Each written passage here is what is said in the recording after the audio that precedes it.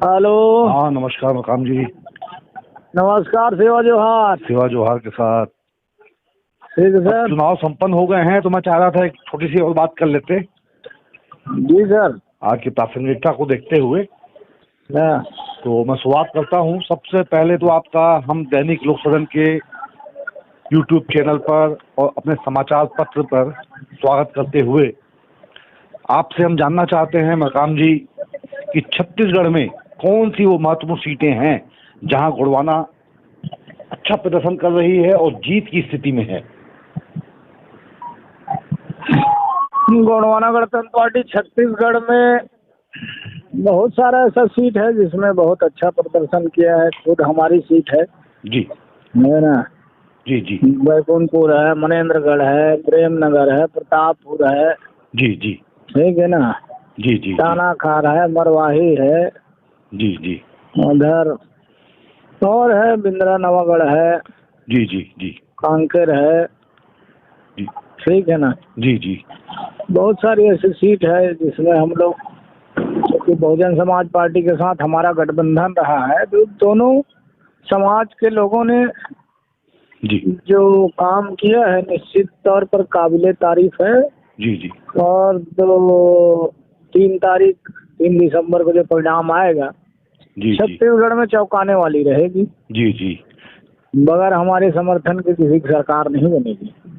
आज देश की जो भी सर्वे जो एजेंसियां हैं बड़ी बड़ी, उनकी निगाह जो है हम कहें कि सिर्फ कांग्रेस और भाजपा की ओर ही जा रही है। गोंडवाना गणतंत्र पार्टी का महत्वपूर्ण जो भूमिका है और बसपा का, इसे तो लगातार नजरअंदाज किया जा रहा है। इस पर आप क्या कहेंगे? देखिए, जो मीडिया है अब जिधर दम उधर हम वाले लोग हैं। जी जी है कि नहीं। घर में बैठे बैठे सब सिस्टम को तय करते रहते हैं कि भाई यहाँ ऐसा है, यहाँ ऐसा है कि नहीं। जी जी जनता ने जो अपना जनादेश दिया है, निश्चित तौर पर ग्रामीण क्षेत्र में और शहर के जो निचली स्तर है वहाँ पर जब तक जा करके सर्वे नहीं किया जाएगा, ऊपरी तौर पर लोग कह देते हैं कि ये चुनाव जीत रहा है। ऐसा ठीक नहीं है। जी जी वास्तविक को जानना जरूरी है। वास्तविकता क्या है, क्षेत्र की समस्या क्या है। 76 साल की आजादी में दो ही दल को तो लोगों ने देखा है छत्तीसगढ़ में, है जी जी कांग्रेस को और भारतीय जनता पार्टी को। दोनों दल ने क्षेत्र के विकास में दलदल खड़ा कर दिया है। जी जी लगता है कि विकास तो हुआ नहीं है। मैं आज भी रोड, पानी, बिजली, सड़क, शिक्षा, स्वास्थ्य, जो मूलभूत सुविधाएं भारत के संविधान में पहले भी कहा जा चुका है कि 10 साल के अंदर मूलभूत सुविधाएं लोगों को मिलना चाहिए था, लेकिन अभी भी लोग 76 साल की आज़ादी में दोनों पार्टी वही बात करते हैं। सड़क बनाएंगे, है बिजली लाएंगे, पानी पीने की व्यवस्था करेंगे। आज भी क्षेत्रों में लोग ढोड़ी से पानी पीते हैं। जी जी चाहिए ये। आज भी गांव में चलने लायक सड़क नहीं है। गांव में अभी भी ठीक से बिजली नहीं पहुंच पाया है। जी लोग विकास की बात करते हैं। विकास तो लगता है 76 साल की आज़ादी में अभी भी कोसों दूर है। जी जी जी जब तक दोनों पार्टी को नहीं हटाया जाएगा तब तक बड़ा मुश्किल है। तीसरे जब तक नहीं आएंगे, तीसरा शक्ति के रूप में, जी जी इस तरह हमारा बहुजन समाज पार्टी और गोंडवाना गणतंत्र पार्टी का गठबंधन है। ये गठबंधन सार्थक है और आने वाले समय में निश्चित तौर पर हम लोगों के गठबंधन की सरकार बनेगी। जी और जो भारत के संविधान में इस देश की जनता के लिए, मतदाताओं के लिए जो उनको हक अधिकार दिया गया है, जी बिल्कुल उनका काम किया जाएगा। संविधान का अक्षरशः पालन किया जाएगा। जी जी श्याम सिंह मकाम जी, आपने बहुत ही एक तरह से हम कहें कि सच को बताया और दर्दनाक स्थिति बताई है हमारे देश और प्रदेश की। आजादी के इतने लंबे समय बाद भी यही समस्याएं हैं जो आप बता रहे हैं। हम आपसे जानना चाहते हैं, कृपया यह बताएं डीप में जाकर कि अगर मध्य प्रदेश छत्तीसगढ़ में गोंडवाना बसपा की सरकार आती है तो आप ऐसी क्या नई लकीर खींचेंगे जो इन दोनों ही दलों से अलग दिखेगी सरकार? बिल्कुल नई लकीर खींचेंगे। बहुत सारी ऐसी जो व्यवस्थाएं हैं मूलभूत सुविधाओं के तो किया जाना ही है, साथ ही साथ लोगों को रोजी रोजगार स्वरोजगार की व्यवस्था करना है जी। लोगों को गांवों में नगरों में लोगों को रोजगार प्रदान करने का जो अवसर है निश्चित तौर पर हमारा जो गठबंधन है वो करेगी। और इन्हीं मुद्दों को लेकर के हम लोगों ने जो भारत के संविधान में तो बहुत सारी ऐसी संविधान में व्यवस्था है जी। लोगों को मूलभूत सुविधाएं देने का, लेकिन अभी तक लोगों को नहीं मिल पाया। रोजी रोजगार देने का है जी, जी। आज किसानों को उनके खेतों तक पानी नहीं पहुंच पा रहा है, बेरोजगारी के दंश झेल रहा है। निश्चित तौर पर बेरोजगार आज छत्तीसगढ़ चाहे मध्य प्रदेश आज दूसरे महानगरों में जा करके वो लोग काम करने पर मजबूर हैं। उनको उनके शहर में काम नहीं मिल पा रहा है जी। छत्तीसगढ़ में नहीं। तो देखिए छत्तीसगढ़ तो अमीर धरती है, लेकिन अमीर धरती होने के बाद भी यहाँ गरीब निवास करते हैं। पेशा कानून लागू है। पेशा कानून क्या कहता है जी। कि 5वीं अनुसूची क्षेत्र में पेशा कानून जहाँ लागू है, अगर वहाँ खनिज संपदा निकलती है तो उन पर उनका मालिकाना हक शेयर निर्धारित होना चाहिए। किसानों का अगर मजदूर है जिसके पास जमीन भूमिहीन है तो उनके लिए भी व्यवस्था किया जाना चाहिए। जी, जी, जी। उनको भी हक अधिकार मिलना चाहिए। जब संविधान में बात लिखी है तो उसका परिपालन नहीं हो रहा है।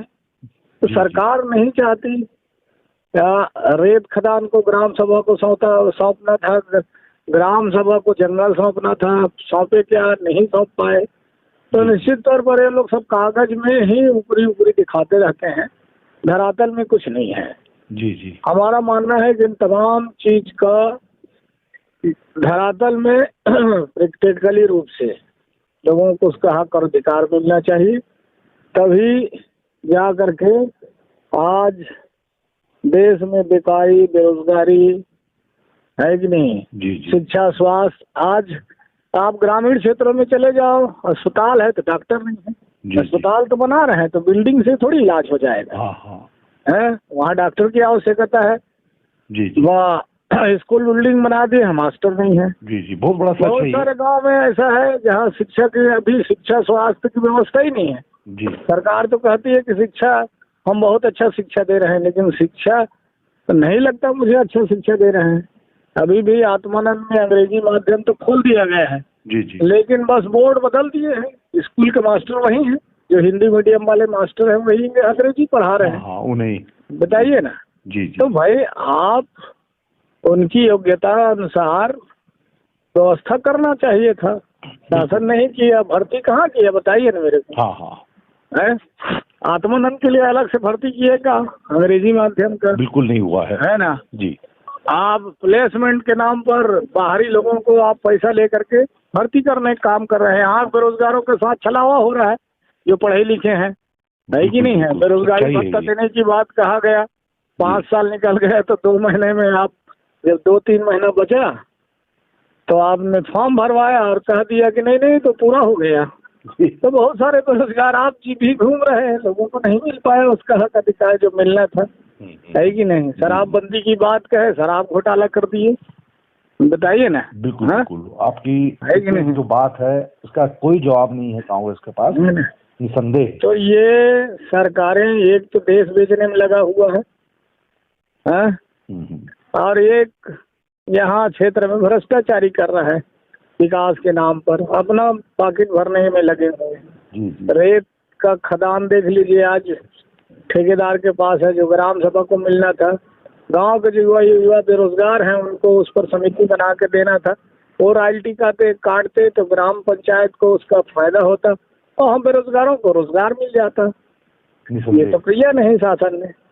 जी जी ठीक है ना। जी जी। हाँ, अभी कुछ शिक्षकों को विशेष अभियान भर्ती चला। हाँ हाँ। तो आप देखिए कि बस्तर, सरगुजा, कोरबा, बिलासपुर संभाग हो, सरगुजा संभाग हो, यहाँ के लोगों को कहाँ भेज दिए नौकरी करने के लिए? आप बस्तर संभाग में भेज दिए। हाँ हाँ हैं जी। अब बस्तर संभाग यहाँ के जितने लोग गए हैं, चाहे वो सरगुजा संभाग के टीचर में भर्ती हुए हैं, शिक्षक में भर्ती हुए हैं, चाहे बिलासपुर संभाग के हैं।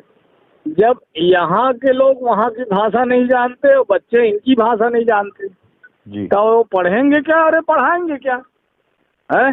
जी देखिए भारतीय संविधान में क्या लिखा है, मूलभूत जो यानी मातृभाषा में पढ़ाने का सरकार भी चीख के कह रही है। छत्तीसगढ़ सरकार कहती है कि हम मातृभाषा में लोगों को पढ़ाएंगे। हाँ कहाँ पढ़ाओगे भैया? सरगुजा के आदमी को आप बस्तर, सुकमा, दंतेवाड़ा में लेके जाओगे हैं, और वो क्या समझेंगे? गोंडी, हल्बी, भतरा, मूड़िया, मारिया, ये भाषा समझेंगे क्या? इधर के लोग सरगुजा और बिलासपुर संभाग के जो मास्टर हैं वो नहीं समझेंगे ना। जी भाई ना तो मास्टर का भाषा वहाँ के बच्चे जान रहे हैं, न बच्चे का भाषा को ये लोग नहीं जान रहे हैं। यानी कुल मिला के सरकार अनपढ़ बनाना चाहती है, शिक्षा के नाम पर भी भारी भ्रष्टाचारी। तो मकाम जी, यह सब जो हो रहा है क्या ये जानबूझ के किया जा रहा है? बिल्कुल जानबूझ के किया जा रहा है। हमारे की लापरवाही है, नेताओं की लापरवाही है? अरे दोनों मिली भगत है जी। हमारा तो कहना, दोनों के लोगों का सब ये प्रशासन में बैठे लोग जी, चाहे वो सरकार चलाने वाला हो चाहे प्रशासन में बैठे लोग जी, दोनों तो एक ही है ना भाई। सिर्फ समय पास और छलावा किया जा रहा है ना? हमारे लोगों के साथ छलावा हो रहा है। वे चाहते हैं कि शिक्षित ही ना हो पाए, ये चाहते हैं जीवन भर ये अनपढ़ रहे, अशिक्षित रहे, ताकि हमारे झंडा उंडा धर के जिंदाबाद करते रहे, बस लेकिन है कि नहीं? जी। लेकिन दुर्भाग्य है ये सब काम करना। निश्चित तौर पर गोंडवाना आंदोलन और बहुजन समाज पार्टी दोनों ने नीचे स्तर पर जा करके अपने समाज को संगठित करने का हम लोगों ने जो काम किया है, तो आने वाला समय परिणाम बताएगा, चौंकाने वाला रहेगा। और निश्चित तौर पर हमारी जो गठबंधन की सरकार बनेगी, ऐसा मैं जो जनादेश मिला है जी, उस पर मैं दावे के साथ कह सकता हूँ और विश्वास भी कर रहा हूँ। तमाम लोग दबे जुबान कह भी रहे हैं। इस बार सरकार एक कुछ कहते हैं कि 75 पार, कोई कहता है 75 पार, कोई कहता है 55 पार। तो निश्चित तौर पर ये लोग यानी 42 के ऊपर कोई नहीं जा रहा है। जी जी, गोंडवाना और बसपा की जो धमक हुई है ना, 40, 35, 40, 35, 42 में यहीं आके टक जाएंगे दोनों, और हमारे बगैर इनकी किसी की शासन सत्ता नहीं चलने वाली है। जी जी, तो निश्चित तौर पर मेजॉरिटी की आवश्यकता है और सरकार बनेगी। और निश्चित तौर पर इस